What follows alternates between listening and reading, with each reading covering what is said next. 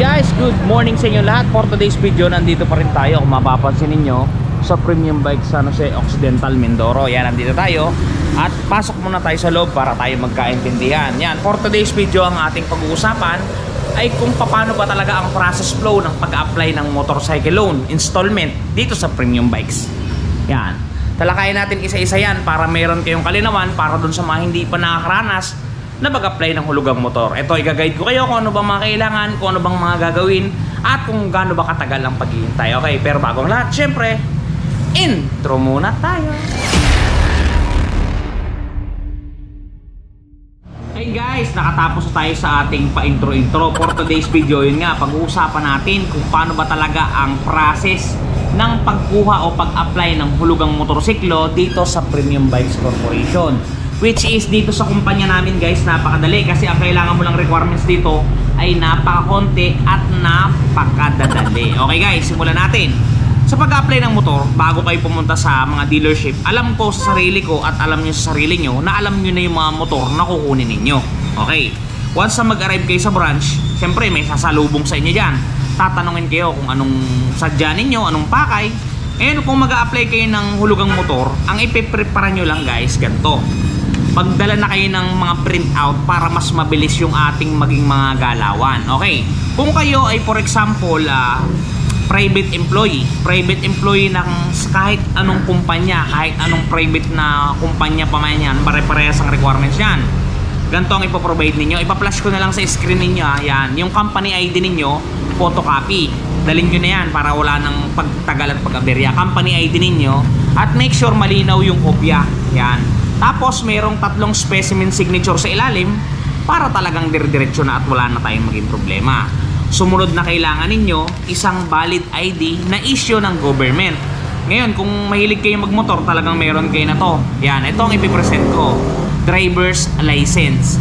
Ensure nyo na hindi expire yung inyong ano dito guys, yung hindi expire yung inyong mga expiration date niya, talagang valid na valid siya. Sumunod, yung pirma ninyo dito sa inyong valid ID ay dapat kamukha ng specimen signature nyo dito sa baba. Okay, nagkakaintindihan ba tayo dun guys? Photocopy lang din, malinaw na kopya. Ang sumunod is yung company payslip. Yan, sample lang to guys. Yung payslip ninyo, nakalagay dito yung headings, kung anong kumpanya ba kayo nang galing. Nakalagay dito lahat yung mga magkano ang inyong kinikita dito. Okay guys, sumunod, yan, meron ditong portion na pipilapan kayo. Yan, kung mapapansin nyo pala, ang Robinsons at saka BPI ay isang magkaano na yan, magka-merge na yan guys.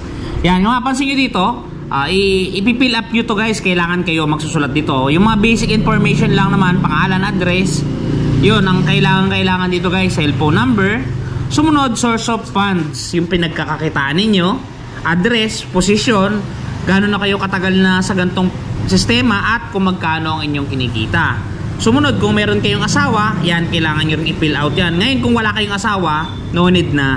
Tapos dito guys, mapapansin nyo, may co-borrower information. Dito sa Premium Bikes, hindi naman namin inuobliga na magbigay ng co-borrower. Meron lang pa ilan-ilan na hinihingian, pero halos hindi naman lahat. Pero hindi natin nire-required yan.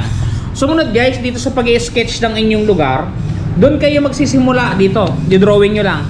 Doon kayo magsisimula yan dyan guys sa, for example, ang bahay nyo ay malapit sa simbahan ng Katoliko, sa simbahan ng iglesia. Doon na kayo magsisimula para mabilis tayong matonton ni CI. Okay guys, ang turnaround time ng ating pag-CI, depende kasi dito sa inyong sketch. Pagka maganda yung pagkaka-sketch dyan, syempre mabilis kayong makikita ng CI at talaga namang goods sa goods. At saka dapat guys, at least 2 years na kayo doon sa inyong lugar. 2 taon na kayong naninirahan doon sa location kasi mayroon diyan mga karamihan kasi mga taga Maynila umuupa 2 buwan hanggang 5 buwan pa lang sila doon sa location. Talagang nare-reject yun guys kasi yung tenure nila doon sa location, sa area nila is bago sila, so hindi pa sila kilala ng mga kapitbahay nila. Kaya dapat at least bago kayo mag-apply ng motor, dapat at least 2 years na kayo doon sa inyong tinitirahan. Yun guys. Tapos dito, pagkatapos nyo mag-apply, meron ditong portion na signature over printed name. Kailangan yan. Tapos dito sa kabila, meron ding signature over printed name. Yun. Bali, dapat ang mga pirma nyo ay magkakamuka dito sa specimen at saka dito sa application. Kasi pag yan ay hindi magkakamuka guys, talagang mare-reject yan. tatagal ang application natin at talagang magpapaulit-ulit yung paghingi natin ng approval doon sa evaluation team. Okay guys, naintindihan nyo ba? Yung mga requirements natin dito, hindi na natin kailangan ng proof of billing. Hindi na kailangan yun guys. Hindi na natin kailangan ng napakaraming valid IDs. Isang valid ID lang. Tapos talagang napakakonti lang guys ng ating requirements. Tandaan nyo, valid ID, isa, ID nyo sa kumpanya at saka payslip. Yung tatlo lang na yun. Ngayon kung mari, kayo naman ay business owner, ang kailangan nyong isumite ay one valid ID at saka business permit ng inyong tindahan o ng inyong negosyo. Kahit barangay business permit lang, okay yun. Guys, dun sa mga marami nagko-comment sa atin pagka daw sila ay driver ng courier, ng Flash Express, Shopee, mas madali yun guys kasi ang kailangan nyo lang payslip ninyo, ID ninyo dun sa kumpanya at saka one valid ID. Parang ganito lang din sa sinabi ko nung unang video natin. Yun lang ang mga kakailanganin nyo. Hindi na tayo papahirapan pa ng mga staff ng premium bikes na kung ano pang requirements natin. Nahihirapan lang tayo dito guys sa pagsusumite ng ibang requirements pagkakulang-kulang. Pagkakulang-kulang kasi tatagal talaga yung proseso. Pero kung talagang kompleto, mabilis lang talagang makukuha nyo agad. One day process lang tayo guys. Talagang yan talaga yung kadalasang nangyayari dito sa amin. Ngayon, pagka minsan nadidelay lang ng konti yan, gawa ng merong malabong print, yan, sinasabi ko sa inyo kanina, di ba dapat malinaw yung print ninyo, yan, yung pagka-xerox ninyo ng valid ID ninyo. Kasi pagka minsan may malabo dyan, may hindi maintindihan isang letra, ibinabalik yan ng evaluation sa draft, ngayon naayusin yan ni dealership. Bibigyan ko pa kayo ng isang tip guys. For example, nakapag-apply kayo ng unit dito sa dealership ng premium bikes. Pagkatapos nyo mag-fill up ng application form, hingiin nyo yung kanilang contact number dun sa branch para hindi kayo magpabalik-balik dun sa resulting. Para after one day ng pag-a-apply ninyo, pwede nyo silang tawagan na hindi na kayo magpapabalik-balik pa sa branch para tanungin kung may result na o kung ano bang status. Eh pagka ganon, di ba?